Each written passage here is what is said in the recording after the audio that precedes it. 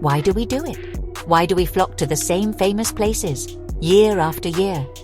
We queue for hours to see Notre Dame in Paris. We crane our necks to glimpse the spires of Cologne Cathedral. We buy postcards of St. Peter's Basilica in Rome. These buildings are magnificent, of course. They are titans of stone and glass, rightly celebrated for their beauty and history. But by focusing only on these superstars of the cathedral world, are we missing something? Are we walking right past equally fascinating stories, simply because they aren't on the front of every guidebook? I think we are. There's a whole secret world of cathedrals out there, just waiting to be explored. Think of it like a library. The famous cathedrals are the best sellers, proudly displayed at the front of the store. Everyone knows their titles. Everyone has heard of their plots. But what about the books tucked away in the quieter aisles? The ones with dusty covers and intriguing unknown titles. These are the hidden gems, the stories that offer something unexpected. Europe is filled with these architectural wallflowers. They are cathedrals that served their communities just as devotedly. They were built with just as much blood, sweat, and prayer. Their stones hold secrets, and their windows have witnessed centuries of human drama, yet they stand in relative silence. These lesser-known cathedrals often have a more intimate tale to tell. They weren't always built by kings and popes with bottomless purses. Instead, they were the projects of determined bishops, local lords, or even entire towns. Their designs were shaped by regional conflicts, unique materials, and the specific beliefs of the people who worshipped within their walls. You might find a cathedral that looks more like a fortress, built to defend against invaders. You might discover another with a strange lopsided design because the builders ran out of money halfway through.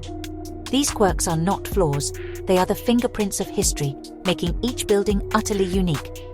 So, let's step off the beaten path, let's leave the crowds behind and go on an adventure. I want to take you on a journey to find these forgotten giants. We will uncover their secrets, from hidden rooms and mysterious symbols to ingenious building tricks that historians are still debating today. We will meet the ghosts of the masons, artists, and patrons who brought them to life. By the end, I promise you will look at these silent stones not as mere buildings, but as complex characters in Europe's grand unfolding story. Prepare to be surprised because the best secrets are often hiding in plain sight. When we picture a Gothic cathedral, a very specific image often comes to mind. We see delicate flying buttresses, soaring pointed arches, and vast rose windows filled with shimmering stained glass. This is the classic French Gothic style, perfected in places like Chartres and Reims. It's elegant, it's ethereal, and it feels like it's reaching for the heavens. This style was so successful that it was copied all over Europe.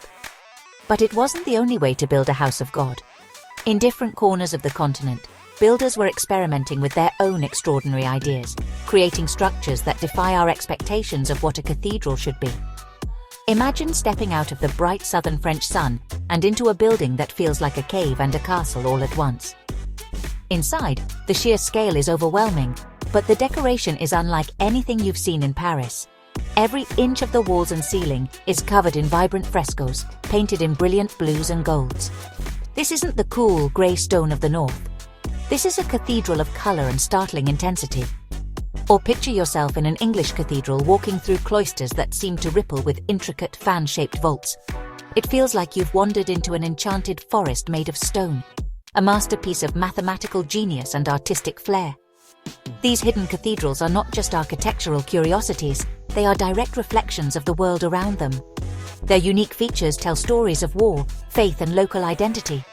A cathedral built with imposing windowless walls might tell you that this was a region plagued by conflict, where the church had to double as a safe house. A building decorated with carvings of local plants and animals shows a deep connection to the surrounding landscape. These structures are historical documents written in brick and mortar, and learning to read them is a thrilling detective game. They show us that there wasn't one single medieval mindset, but many. In this essay, we will travel to 3 of these remarkable places. First, we'll visit the formidable brick fortress of Albi Cathedral in France, a statement of power from the Catholic Church. Then, we'll journey to Gloucester Cathedral in England, a place of royal burials and the birthplace of a revolutionary architectural style. Finally, we'll head to Roskilde in Denmark, the astonishing red brick mausoleum of Danish kings and queens for over 600 years. Each one is a world away from the tourist trail, Each one has a collection of secrets ready to be shared. Our first stop is in the sun-drenched region of Occitania in southern France, in the town of Albi. As you approach the Cathedrals Sainte-Cécile, or Albi Cathedral, you might be confused. Is it a church or is it a fortress? Made almost entirely of rustic red brick, it towers over the town with immense sheer walls. There are no flying buttresses here, no delicate stonework. Instead, you see massive, rounded buttresses that look like the defensive towers of a castle. The windows are narrow slits, more like arrow loops than sources of light. This formidable design was no accident. It was a powerful and deliberate statement. The cathedral was built starting in 1282, just after the brutal Albigensian Crusade. This was a holy war waged by the Catholic Church against a local Christian group known as the Cathars, who were condemned as heretics. The Church won, but the conflict left the region deeply scarred and resentful. The new cathedral was designed to be a symbol of the Church's triumphant and unshakable power. It was built to intimidate. Its message was clear: we are here to stay, and we are in charge now. It is the largest brick building in the world. A mountain of fired clay meant to dominate the landscape and the minds of the people. The contrast between the outside and the inside is breathtaking. You step through the doors of this austere fortress and find yourself in a world of astonishing color and detail. The interior is a complete surprise. The walls, ceilings, and chapels are covered in some of the most extensive and best-preserved Renaissance frescoes in all of France. The vast vault above you is painted a deep celestial blue, adorned with intricate gold leaf patterns and depictions of saints and biblical scenes. It's as if the stern military exterior is a hard shell protecting a soft, precious, and dazzlingly beautiful core. This duality is what makes Albi so utterly captivating. The community that built this marvel was one recovering from decades of violence and division. The project was driven by a series of powerful bishops who wanted to stamp their authority on the region. They used local materials, the clay from the nearby River Tarn, and local craftsmen to construct their monument. Building such a colossal structure would have been the town's central project for generations. Imagine the sound of thousands of bricks being laid, day after day, for over a century. This building isn't just a church, it's a testament to a community's resilience and a bishop's ambition, forged in the fires of religious conflict.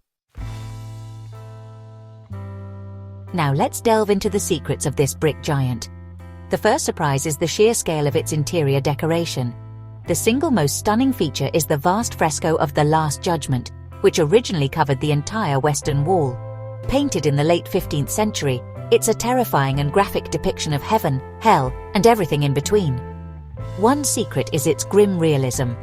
The artists didn't shy away from the horrors of damnation. You can see souls being boiled, stretched, and tormented in gruesome detail. A surprising fact is that the central part of the mural was destroyed in the 17th century to create an entrance to a chapel. What we see today, though massive, is only a fragment of the original, even more terrifying masterpiece. Our second secret is hidden high above the congregation, on that beautiful blue ceiling. It is the largest and oldest collection of Italian Renaissance paintings in France. But here's the twist. It wasn't painted by famous Italian masters like Michelangelo or Raphael. It was created by a team of artists from Modena and Bologna, whose names are mostly lost to history. This makes the ceiling a rare and priceless example of a regional Italian style, preserved perfectly in southern France. The secret here is the technique. The artists used tempera paint directly onto the dry plaster, a method that requires incredible speed and skill. The fact that it has survived so vibrantly for over 500 years is nothing short of a miracle. The third secret of Albi is an architectural one, a church within a church. As you stand in the main nave, you are confronted by a magnificent white stone screen, an ornate wall of filigree carvings that separates the public area from the clergy's choir. This is called a rood screen. While most cathedrals in France had their rood screens torn down after the French Revolution, Albi's survived almost completely intact. It is a breathtakingly intricate piece of flamboyant Gothic sculpture, featuring over 200 statues of prophets, apostles, and saints, each one with its own unique personality. It is considered one of the finest examples of its kind anywhere in the world, a fragile treasure hidden inside a brick bunker. These secrets matter because they challenge our understanding of the period. The Last Judgment fresco, reveals the deep-seated anxieties about sin and salvation that dominated the medieval mind. The Italian ceiling shows us that artistic innovation was happening all over Europe, not just in the famous cities. And the surviving rood screen provides a rare glimpse into how medieval liturgy was actually performed, with a physical barrier separating the sacred from the secular. Albi is not just a pretty building, it's a history book, and its secrets are the most exciting chapters. They invite us to look closer and question what we thought we knew. Let's leave the brick fortress of Albi and, well, travel north, across the Channel to the green heart of England. Here, in the city of Gloucester, stands a cathedral that is both quintessentially English and, honestly, kind of revolutionary. At first glance, Gloucester Cathedral looks like a classic Norman and Gothic building, with a grand central tower and a beautiful ancient feel. It began its life as an abbey in the 11th century, a sturdy round-arched Norman church. But a dramatic event in the 14th century would change its fate forever and turn it into a laboratory for a radical new style of architecture. In 1327, the deeply unpopular King Edward II was brutally murdered at the nearby Berkeley Castle. Giving a proper burial to a deposed and murdered king was a risky business. Other, more powerful abbeys refused to take his body, fearing it would bring them trouble. But the brave abbot of Gloucester, John Thoki, accepted the king's remains. He gave Edward II a grand tomb in the abbey. This act of loyalty paid off spectacularly. The king's son, Edward III, was grateful. He and other nobles lavished money and royal patronage on the abbey, and the tomb quickly became a major pilgrimage site. With this new flood of cash, the monks of Gloucester decided to modernize their old-fashioned Norman church. But instead of tearing it down, they did something ingenious. They cloaked the old, heavy Norman walls with a delicate new skin of stone tracery. This new style, which they essentially invented here, is known as Perpendicular Gothic. It emphasizes strong vertical lines, as if the stone is, dripping down the walls. The Great East Window, as large as a tennis court, was installed to flood the area around the king's tomb with light, creating a truly divine space for the pilgrims who came to pray. This history of royal tragedy and architectural innovation makes Gloucester a fascinating place. The craftsmen who worked here were not just masons, they were problem solvers and artists. They had to figure out how to attach a new, light stone frame onto a massive, old structure without it all collapsing. Their solution was so beautiful and so successful that the perpendicular style they pioneered at Gloucester would go on to dominate English architecture for the next 200 years.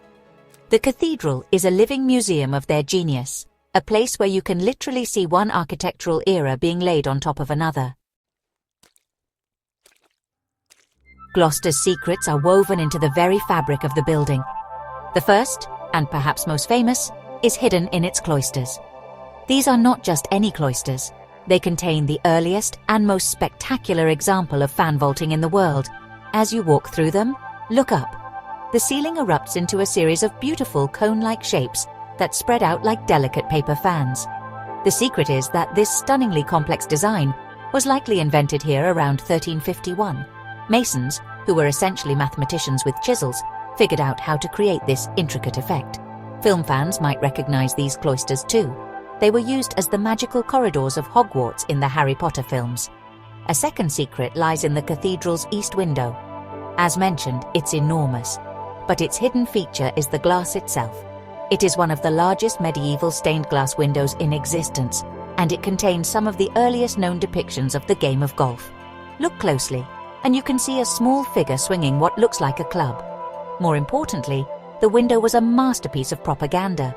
Installed to glorify the English victory over the French at the Battle of Crécy, it depicts saints and English heraldry side by side, wrapping King Edward II's tomb in a blanket of patriotic light. It was a political statement designed to bolster the legitimacy of the new king, Edward III.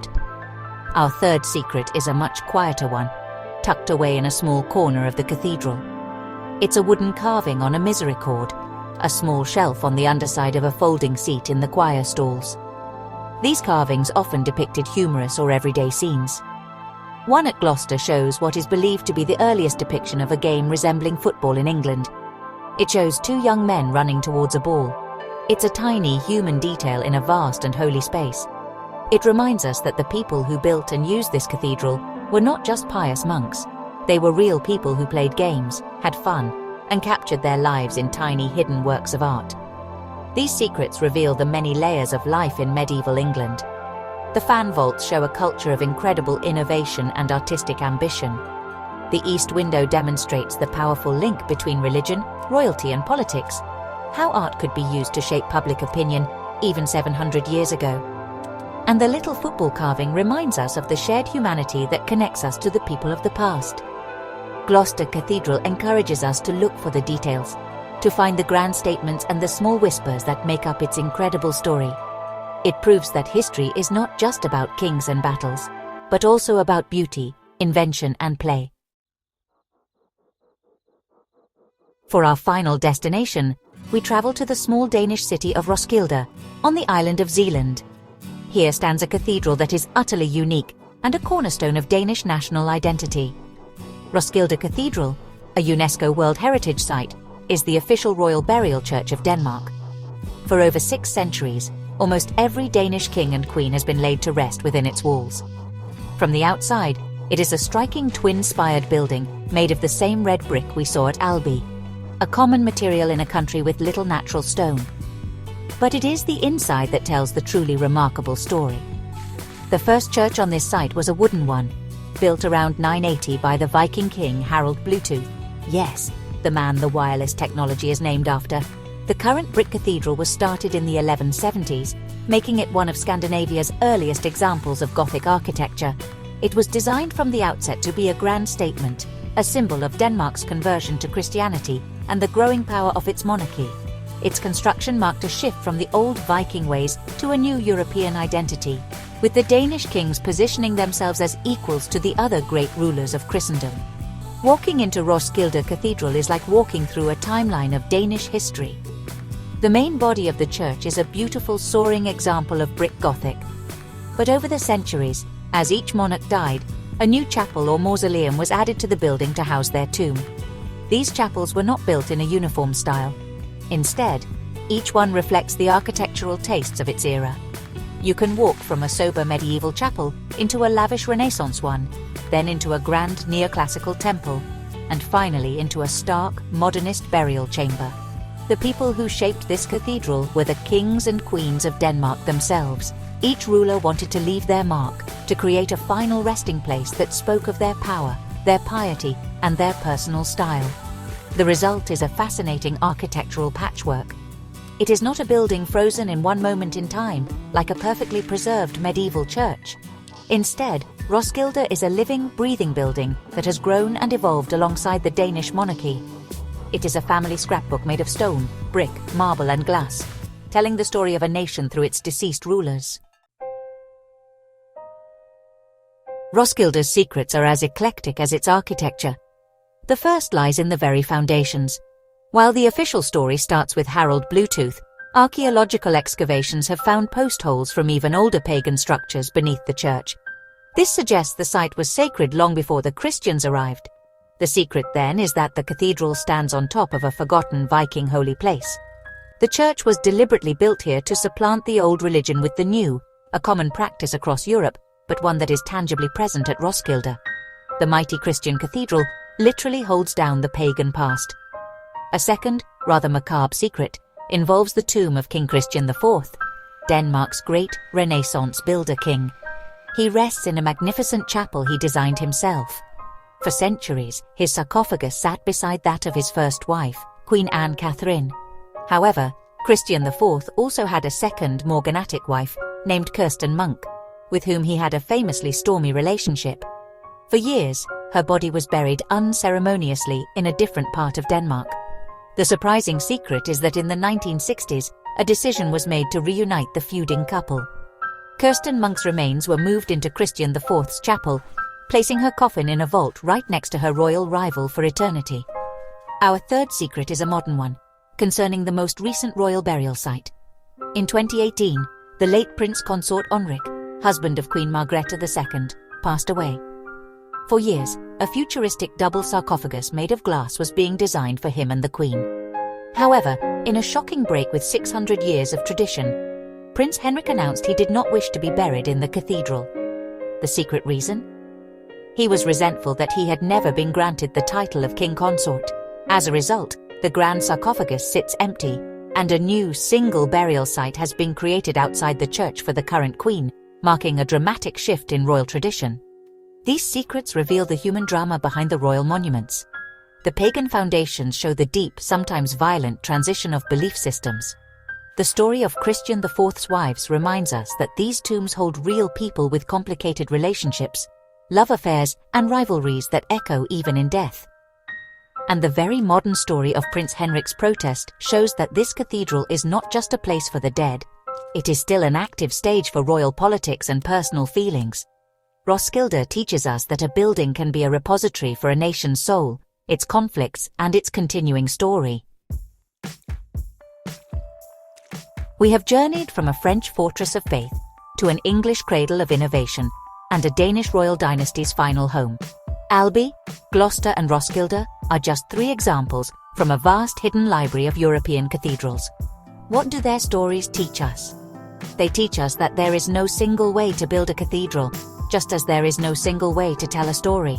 They show us that the most compelling histories are often found where we least expect them, far from the flashbulbs and the selfie sticks. They prove that beauty and genius were not confined to the great capitals of the world. The secrets we have uncovered, the frescoes, the fan vaults, the feuding skeletons, are more than just fun facts.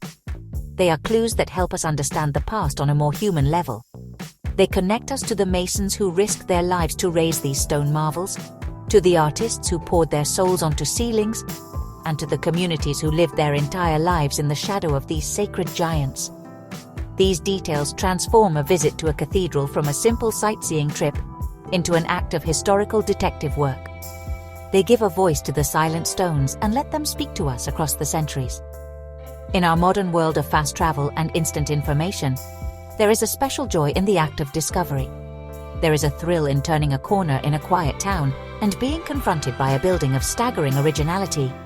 These hidden cathedrals invite us to slow down, to look closer, and to engage our curiosity. They reward the inquisitive traveler with sights and stories that few have experienced. They remind us that the world is still full of wonder, much of it tucked away just off the main road, waiting for someone to pay attention. It's a much more rewarding way to travel, don't you think? So the next time you plan a trip, I urge you to look beyond the famous names. Do a little digging. Find the local cathedral that doesn't make the top 10 lists. Go there, wander its aisles, run your hand along its ancient walls, and ask yourself, what is this building's secret? What story does it want to tell me? I can almost guarantee you will be rewarded with an experience that is richer, more personal, and far more memorable than simply ticking another famous landmark off your list. The hidden cathedrals of Europe are calling. All you have to do is listen.